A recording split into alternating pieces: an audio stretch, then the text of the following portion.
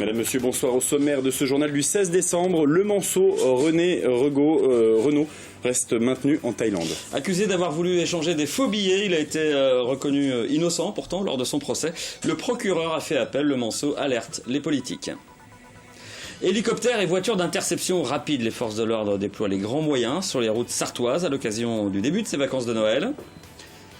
Les visites de la visitation au Mans reprennent en cette fin d'année, découverte des lieux à la nuit tombée dans ce journal. Et puis, on parlera de la pénurie des ophtalmos en Sarthe avec notre invité, le docteur Jean-Bernard Rottier, à l'occasion de l'ouverture du centre Tête et Cou du pôle Santé Sud au Mans. Les soucis judiciaires de René Renault, ce manceau retenu en Thaïlande, se poursuivent. Et oui, le procureur vient de faire appel de la décision du tribunal qui l'innocentait de trafic de fausses monnaies. Une nouvelle procédure s'ouvre, elle pourrait durer entre 8 mois et 2 ans. L'ex-patron de bar au Mans, qui clame son innocence, est retenu en Thaïlande depuis l'été 2015. Il en appelle désormais aux politiques. Nous avons pu le joindre. René Renault avait repris goût à la vie. Il s'autorisait même un peu de tourisme en Thaïlande en attendant que les autorités ne lui restituent son passeport, le sésame, pour son retour en France. Mais aujourd'hui, son rêve est redevenu cauchemar. Aujourd'hui, il y a l'avocat qui m'a envoyé un message en me disant que le procureur avait fait appel. Et pourtant, les choses se présentaient bien pour l'ex-patron de Bar Manceau. En novembre, il avait été reconnu non coupable lors de son procès. Oubliez donc ses accusations d'avoir voulu échanger de la fausse monnaie. Les pièces à conviction elles-mêmes avaient disparu. Moi, ce que j'avais demandé à l'avocat, c'est que le juge voie les billets. Les billets, ils ont disparu. La ligne de défense qu'on a eue aussi, c'est que pourquoi la police, quand elle est venue dans mon hôtel, elle a pris une photo des billets que j'aurais bien voulu voir, qui a disparu. Aujourd'hui, René Renault n'a qu'un espoir, une intervention politique. Non, j'y crois plus à la justice thaïlandaise. Je suis un citoyen français, je demande à ce que la France fasse quelque chose pour me sortir de cette histoire. Aujourd'hui, mon seul recours, c'est M. Hollande qui téléphone au Premier ministre thaïlandais pour lui expliquer qu'il faut arrêter, quoi. Si la procédure suit son cours, elle durera entre 8 mois et 2 ans. Et plus proche de nous, le tribunal du Mans a rendu sa décision dans l'affaire de ce vaste trafic de drogue. Et oui, nous vous en parlions hier. C'est le plus gros trafic jamais démantelé en Sarthe. Il porte sur 5 à 10 tonnes de drogue, principalement du cannabis. 15 prévenus, dont plusieurs membres d'une même famille, étaient dans le box toute cette semaine, sauf l'un des fournisseurs qui, lui, est toujours recherché. Ils ont été condamnés aujourd'hui à des peines allant d'un simple sursis à 12 ans de prison ferme. Ça, c'est pour le cerveau de la bande. Je vous propose d'écouter son avocat au micro de Mathias Hubert. La peine requise était déjà bien excessive, de 14 ans. Le tribunal a baissé à 12 ans. Effectivement, moi je pense encore que c'est un peu trop élevé. Et c'est pour cette raison que je pense que nous allons interjeter appel de sa décision. Nous avons eu une collaboration hors norme dans le cadre de cette enquête qui a permis de boucler ce dossier, qui a permis de faire juger ce dossier. Et c'est en ce sens que je considère que la peine apparaît élevée, trop élevée, parce que je considère qu'effectivement, la collaboration peut, en tout état de cause, amener à une juridiction à être plus clémente. Et c'est une bonne nouvelle pour le département. LDC va investir des millions d'euros en Sarthe. Oui, la somme est plutôt rondelette. 75 millions d'euros seront investis entre 2017 et 2019. Le leader européen de la volaille va rénover entièrement son abattoir des poulets de Loué, ainsi que son siège social à Sablé-sur-Sarthe. Vous connaissiez les 24 heures du Mans voiture ou les 24 heures du Mans camion. Ce vendredi et samedi, ce sont les 24 heures de la sécurité routière. Une opération coup de poing pour tenter d'enrayer la hausse de l'accidentalité sur les routes sartoises en 2015. 27 personnes ont trouvé la mort, elles sont 34 en 2016 et l'année n'est pas encore terminée. Pour ces 2 jours d'action, des moyens spéciaux sont coordonnés, un hélicoptère et ainsi qu'une Mégane RS de la gendarmerie, un véhicule d'intervention rapide dans lequel Diane Lemoisson a embarqué. L'hélicoptère vient de signaler un véhicule roulant à une vitesse excessive. À bord de la Renault Mégane RS, l'expression « appuyer sur le champignon » prend un autre sens. Nous atteignons les 230 km/h. La poursuite sera finalement annulée. Au volant, Alexandre, pilote formé tout particulièrement pour dompter le bolide de 270 chevaux, capable de passer de 0 à 100 km/h en 6 secondes. Son rôle, l'interception. Un autre véhicule prendra le relais ensuite pour verbaliser, un travail d'équipe avant tout. Pour rouler à ces vitesses-là, il faut être concentré sur sa conduite, donc le pilote s'occupe de la conduite. Le copilote est là justement pour gérer tous les avertisseurs sonores lumineux. Dans l'éventualité des courses-poursuites, il va également gérer les radios, le téléphone, de manière à pouvoir coordonner les autres patrouilles. Vitesse, conduite dangereuse, rien n'échappe à l'œil de l'hélicoptère. Des moyens exceptionnels et des effectifs qui le sont tout autant. Grâce au renfort d'autres départements, 95 gendarmes seront déployés sur les 2 jours d'action, appuyés par 10 motocyclistes. Il faut marquer les esprits. Depuis le mois d'avril, on observe une dégradation des chiffres de l'accidentalité routière. Par exemple, nous sommes au 12 décembre, c'est la date où on a arrêté les chiffres, à 34 personnes décédées sur les routes sartoises, contre 27 l'année dernière, donc ce qui représente une augmentation d'un peu plus de 15%. Le nombre d'accidents est lui en hausse de 10% également depuis le début de l'année 2016 par rapport à l'année 2015. Donc, la Sarthe, c'est un département qui est traversé avec énormément d'automobilistes. Nous avons multiplié les chances effectivement de pouvoir relever les situations infractionnelles. Une opération d'une telle ampleur est inédite dans le département. Et les parents du petit Jules, 8 ans, lancent un appel aux dons pour sauver leur enfant d'une maladie dégénérative. À l'âge de 2 ans, le petit garçon tombe subitement malade. Il développe des handicaps, perd l'usage de la parole et contracte de nombreuses infections. 3 ans plus tard, les médecins posent enfin un diagnostic, une maladie de Lyme chronique, transmise de la mère à l'enfant lors de la grossesse. Aujourd'hui, seul un traitement américain peut améliorer l'état de santé de l'enfant. Depuis juin, cette thérapie a montré son efficacité. Problème, elle coûte 20 000 € tous les 2 mois. Je vous propose d'écouter sa maman, Hélène Dubois, au micro de Laure Girard. On a essayé pendant 3 ans de temps de soigner Jules en voyant différents spécialistes ici en France et en Europe. Et au fur et à mesure du temps, on l'a vu être amélioré, mais ça ne tenait pas. Donc on savait que des traitements pouvaient soigner notre enfant, mais qu'on n'avait pas les bons outils ici.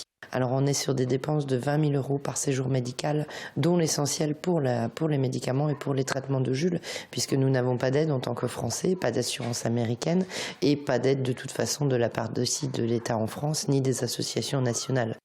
Vous pouvez obtenir plus d'infos sur le site internet lacagnottedesproches.fr, association pour l'avenir de Jules. Et puis on reparlera de ce sujet avec un reportage complet à la rentrée. On parle de la pénurie des ophtalmos en Sarthe avec l'invité de ce journal, Mickaël. Docteur Jean-Bernard Rottier, bonsoir. Oui, bonsoir. Alors vous êtes ophtalmologiste et vous venez d'intégrer depuis un mois un nouveau centre spécialisé au Mans. Ça s'appelle le pôle tête et cou. C'est au pôle santé sud. On y retrouve quoi rapidement dans ce pôle tête et cou? Alors le pôle tête et cou associe des ophtalmos, des ORL, des plasticiens et puis des stomatologistes. Vous aviez un cabinet avant, avec d'autres ophtalmos dans le centre-ville du Mans. Pourquoi vous retrouvez là-bas? Alors on était 6 ophtalmos dans le centre-ville du Mans, avec des locaux qui devenaient tout à fait inadaptés. Comme vous le savez peut-être, on avait développé des formules tout à fait innovantes, qui sont d'ailleurs diffusées nationalement maintenant, de prise en charge des patients. Notamment, les patients sont d'abord vus par les orthoptistes, puis après par les ophtalmos. Il y a un autre protocole qui fait que les patients qui ont besoin de lunettes rapidement sont vus que par les orthoptistes. Et nos locaux anciens ne convenaient plus du tout à ça. Donc là maintenant, en fait, les locaux sont adaptés à la méthode. Voilà, tout à fait. Nos locaux sont adaptés à cette prise en charge. Une prise en charge qui avait pour but d'accélérer, de réduire les délais d'attente? Alors vous savez, on a un gros problème en Sarthe, mais qui est national. On a perdu 10 ophtalmos en 2-3 ans. Donc il ne reste plus que 17 ophtalmos libéraux qui doivent faire face à une demande qui est exponentielle. Pour vous donner une idée, il y a 150 000 Sartois qui n'ont plus d'ophtalmos. Donc il faut d'une part recruter des nouveaux ophtalmos, ça c'est une urgence absolue et c'était une des motivations qui nous a fait intégrer ce pôle santé sud. Alors en quoi cette intégration peut éventuellement permettre de recruter des ophtalmos? Des locaux tout neufs, aux normes, avec tous les appareils disponibles, avec des salles pour des examens avec les orthoptistes, avec tous nos lasers sur place. Ça peut attirer les jeunes, c'est ça? Oui, bien sûr, ça peut attirer les jeunes.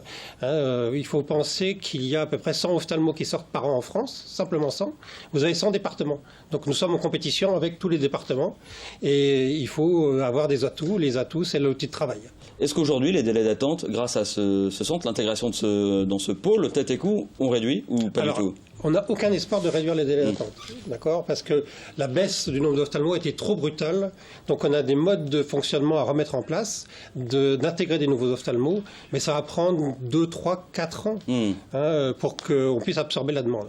Donc ce qu'on essaye, c'est de faire face au maximum, mais il ne faut pas faire croire aux Sartois qu'on va pouvoir tous les accueillir. Les Sartois pensent par contre, eux, quand ils vous appellent, que c'est ça. Alors, si j'avais un message à faire passer, c'est soyez sympas avec les secrétaires, elles n'y sont pour rien, il y a des délais qui sont terribles, on essaye de faire pour le mieux en accord avec les autorités locales et nationales, mais on ne peut pas tout résoudre tout seul. Le délai moyen d'attente, il est de combien ? Il est de 9 mois, 12 mois. Donc on espère que d'ici 2-3 ans, il pourra être réduit. Oui, on espère. Merci Jean-Bernard Rottier, donc, du pôle Tête et Cou. Merci à vous. Et jusqu'au 1er janvier, la visitation se visite à la lanterne. Et oui, fort de son succès rencontré l'été dernier, le service tourisme et patrimoine de la ville du Mans propose à nouveau de découvrir les vestiges du couvent ainsi que l'ancien palais de justice et l'ancienne prison. Nouveauté pendant les vacances, les lieux sont à découvrir à la nuit tombée. Je vous propose un petit aperçu de ce qui vous attend avec Diane Lemoisson.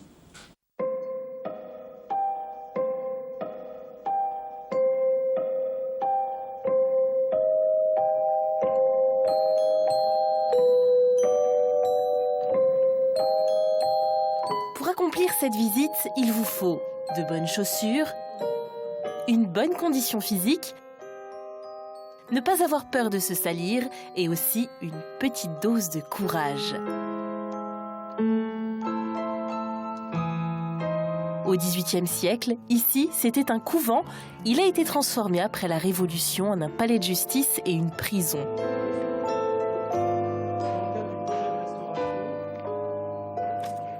De nuit éclairée à la lanterne, ces vestiges prennent une autre dimension.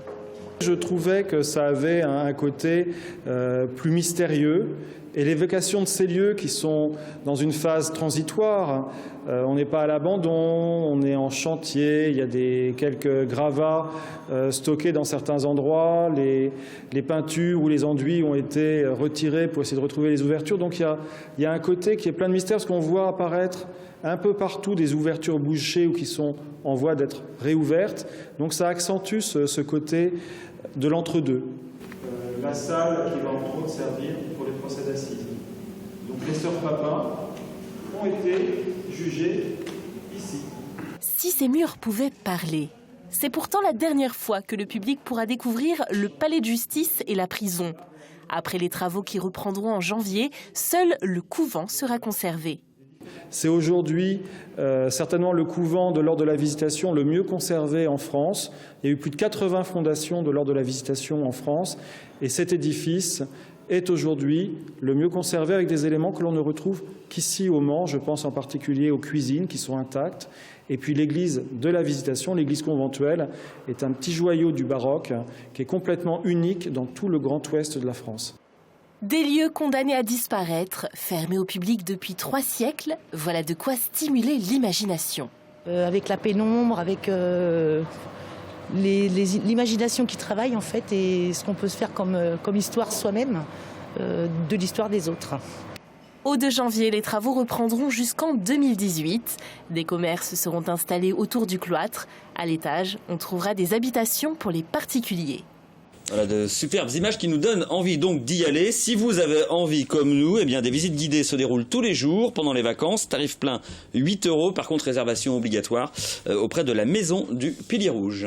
Et une idée sortie pour la semaine prochaine, Mickaël. Eh bien oui, Stevie Boulet, ambassadeur de la ville du Mans, sera sur scène du Palais des Congrès et de la Culture le lundi 19 décembre. Il y jouera un numéro complémentaire en compagnie de Georges Belair. L'histoire d'une famille modeste qui gagne au loto et qui rêve d'intégrer la jet set. Ils vont pour ça suivre des cours de bonne manière. Voilà, l'argent fait-il le bonheur? Réponse sur scène lundi à partir de 20h30, tarif à partir de 20 €. Et c'est la fin de ce journal. Merci à vous de l'avoir suivi. Dans un instant, je vous retrouve pour la météo et puis ce sera le Face à la Rédac. À tout de suite.